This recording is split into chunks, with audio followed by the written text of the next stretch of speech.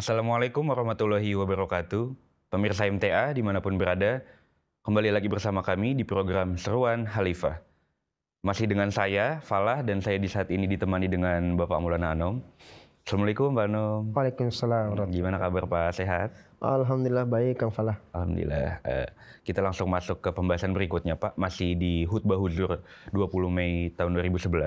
Ya. Yang mana sebelumnya kita sudah membahas terkait pentingnya doa. Manusia diciptakan itu dalam kondisi yang lemah dan Allah Ta'ala menghimbau kita untuk terus berdoa dan meminta. Dan salah satu upaya kita berdoa adalah dengan cara sholat. Berdoa di dalam sholat. Nah, dalam khutbah tersebut juga dikatakan Pak, bahwa di dalam sebuah Quran surat Al-Ma'un ayat 5 yang berbunyi Fawailul lil musallin, yang artinya maka celakalah bagi orang-orang yang sholat. Nah, ketika saya misalkan membaca terjemah dari ayat ini secara letterlek tanpa ditafsirkan, itu mungkin akan menimbulkan banyak pertanyaan ya Pak. Kenapa kok saya sudah melakukan sholat tapi masih dibilang celaka, masih dibilang akan jatuh gitu. Padahal saya sudah berdoa di dalam sholat itu. Nah, mungkin saya mau tahu dari sudut pandang khutbah ini Pak, sebenarnya apa sih Pak makna dari surat Al-Ma'un itu yang dimaksud dalam khutbah ini? Silakan Pak. Baik, jazakumullah Kang Falah. Memang kalau kita melihat secara letterlek, ini seperti suatu hal yang bertentangan ya. Di satu pihak kita diperintahkan untuk sholat, tapi ketika sudah sholat kita dibilang fawailul ya, lil musol, kemudian kita menjadi celakalah orang-orang yang melakukan sholat gitu. Ini bukan berarti bahwa ada orang-orang yang sholat kemudian dia menjadi celaka. Nah, ini yang dimaksud di dalam khutbah ini adalah yang disebut fawailul lil musallin, orang-orang yang celaka ini orang-orang yang dia melakukan gerakan sholat tidak seperti tujuan daripada sholat itu. Jadi seringkali Hadrat Rasulullah SAW menegur beberapa sahabat yang salah di dalam memperlakukan sholat. Salah satunya ada seorang sahabat yang sholat gerakannya seperti ayam yang mematuk makanannya. Nah, Hadrat Masih Maud juga dalam khutbah tersebut ya memberikan nasihat bahwa janganlah kalian sholat itu seperti ayam yang mematuk gitu ya. Kenapa hal itu diberikan warning oleh Hadrat Rasulullah SAW dan Hadrat Masih Maud? Karena itulah sholat yang tidak akan sampai pada tujuannya. Jadi kalau melakukan sholat ibadah tidak akan sampai kepada tujuannya, maka sholatnya, ibadahnya itu akan menjadi sia-sia itu. Jadi membuang-buang waktu saja. Kalau membuang-buang waktu itu dilakukan sepanjang hidupnya, tentu orang akan mengatakan, celaka kamu. Kamu misalnya kita ingin datang ke satu tujuan, ya misalnya ke perumahan si A. Tapi sepanjang hidup kita menuju ke perumahan A itu tidak sampai-sampai. Muter saja ke tempat-tempat yang salah. Maka pantas tidak kalau orang bilang, celaka kamu. Seumur hidup mau datang ke perumahan A tapi kamu nggak sampai-sampai. Kan gitu. Yeah. Nah, yang dimaksud dengan celaka di situ adalah kamu sholat tetapi kamu tidak pernah sampai pada tujuan kamu sholat. Nah, itu kemudian yang menjadi warningnya. Berarti diibaratkan juga kita berdoa tapi tidak dengan khusyuk seperti yang kita bahas di episode sebelumnya ya Pak. Iya. Berarti kalau misalkan sholat kita tidak dilakukan dengan baik, itu secara nggak langsung akan menggugurkan doa kita juga di saat kita sholat saat itu. Iya, memang kalau kita melakukan sholat itu tanpa dengan hati, ya. Jadi pertama gini, kalau kita ingin sholat, kita harus tahu dulu kita itu sholat sebenarnya ngapain. Apakah menggugurkan kewajiban kita untuk sholat? Kan kalau tidak sholat kita tidak dianggap sebagai seorang yang beriman kepada Tuhan kan? Yeah. Kita bisa dianggap menjadi orang yang kafir jika kita meninggalkan sholat. Apakah sholat kita itu hanya untuk menggugurkan kita dicap sebagai orang kafir di hadapan Allah Ta'ala, atau kita memiliki sebuah tujuan yang agung, yang lebih daripada itu, yaitu apa? Hubungan kita dengan Allah Ta'ala. Sebenarnya sholat itu adalah sarana yang diberikan oleh Allah Ta'ala agar kita terhubung dengan Allah Ta'ala itu.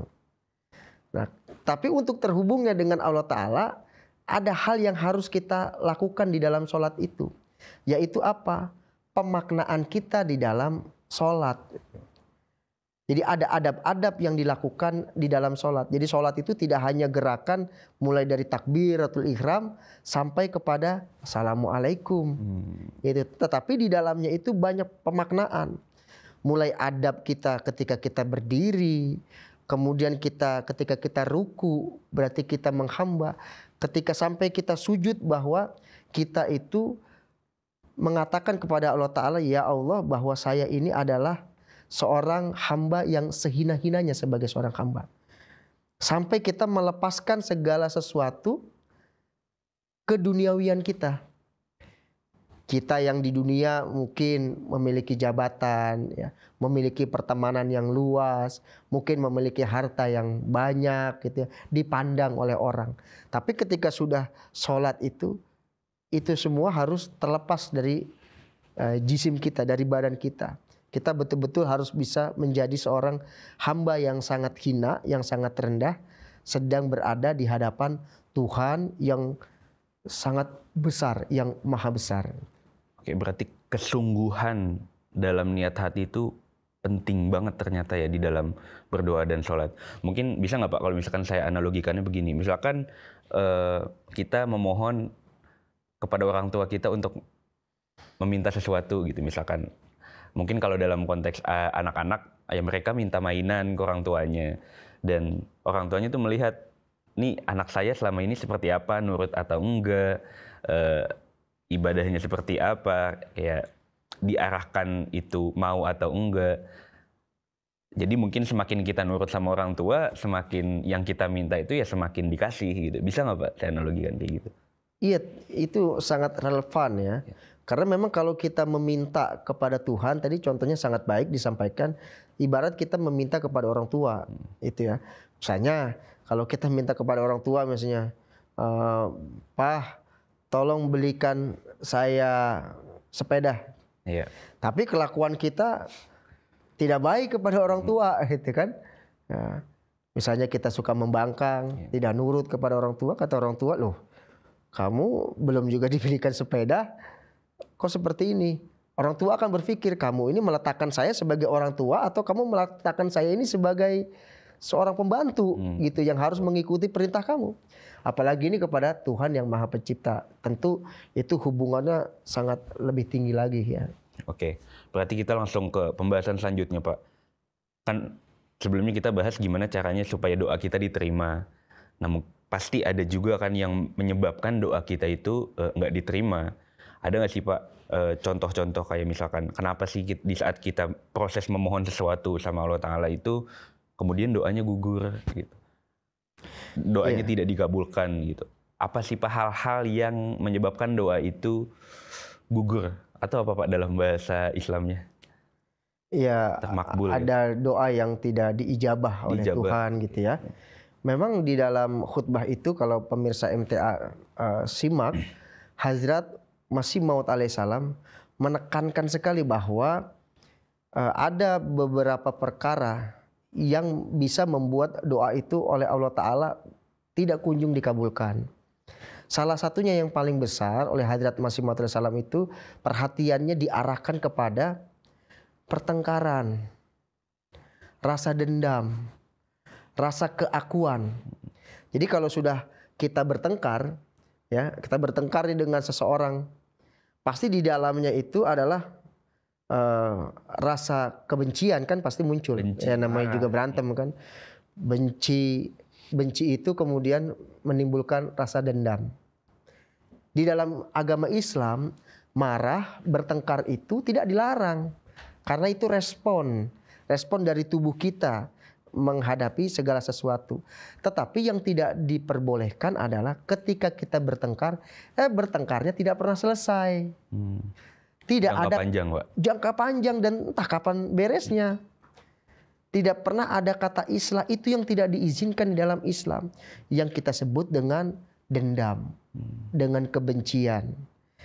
Nah, dendam dan kebencian atau tidak ada kata maaf dalam sebuah kesalahan yang dilakukan oleh orang lain, itu juga yang menutup pintu kasih sayang Allah Ta'ala.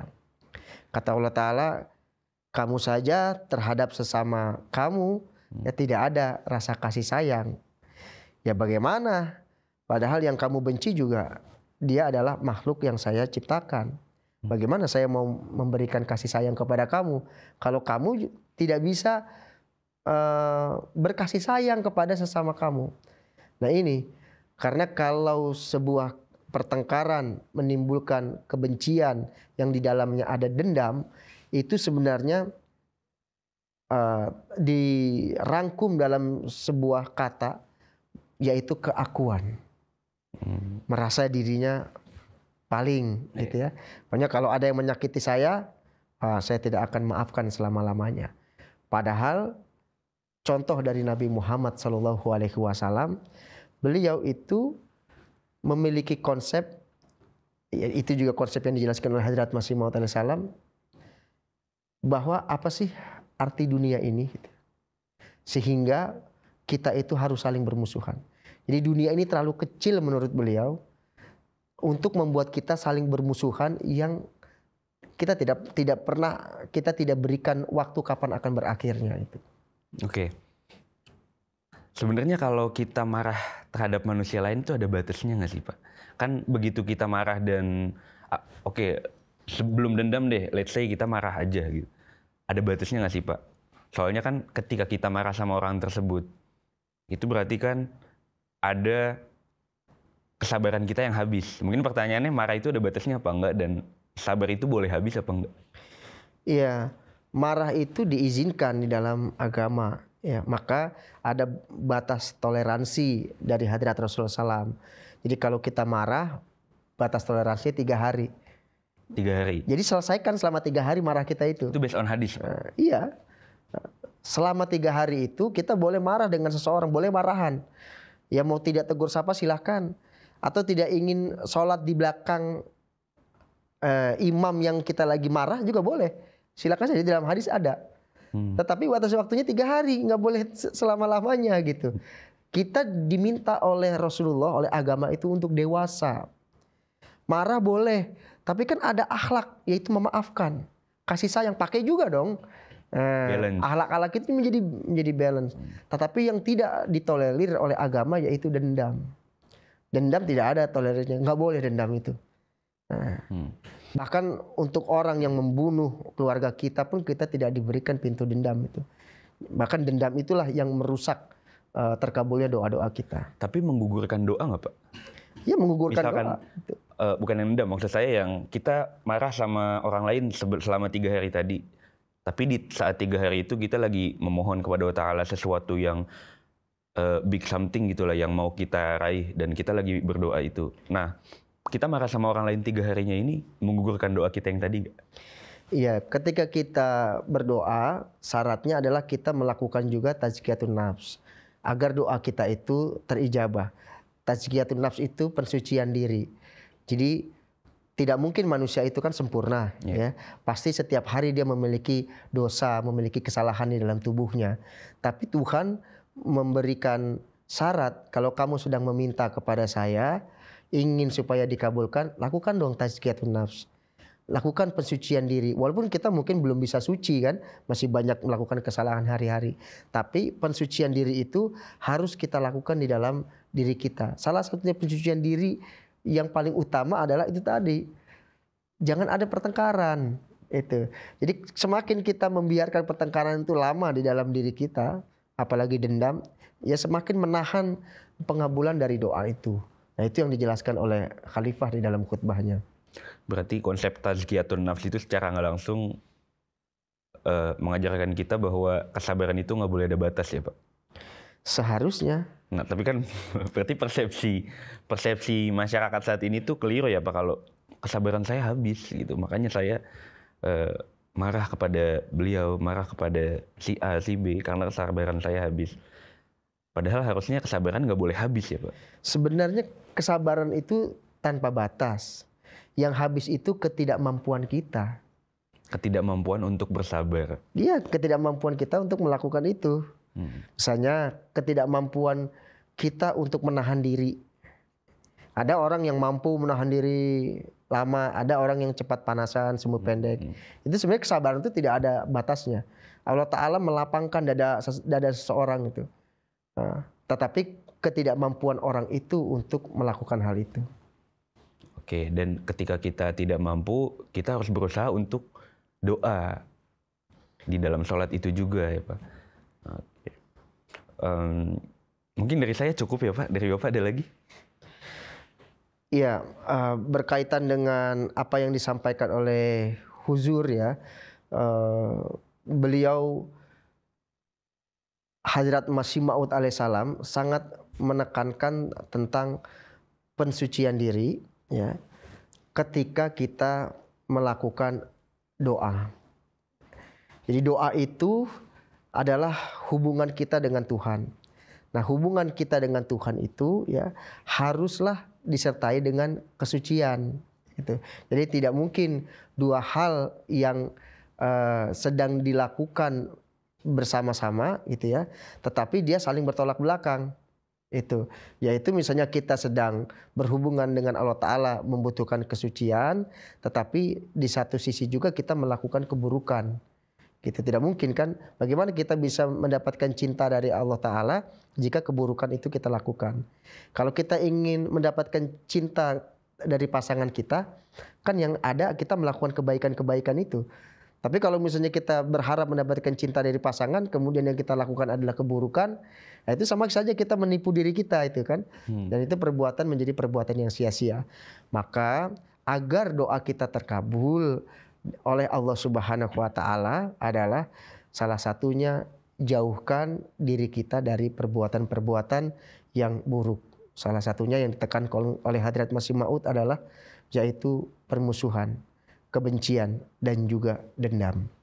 Oke, pentingnya sholat dan doa untuk menangkal semua rasa amarah, kebencian, dendam, itu semua agar semata-mata kita taat dan mengikuti perintah dari Allah Ta'ala langsung Pak ya. Ya, jazakumullah Pak Anum. Baik pemirsa MTA, mungkin kami cukupkan untuk episode program Surah Khalifah hari ini. Sekian dari kami. Assalamualaikum warahmatullahi wabarakatuh. Waalaikumsalam warahmatullahi wabarakatuh.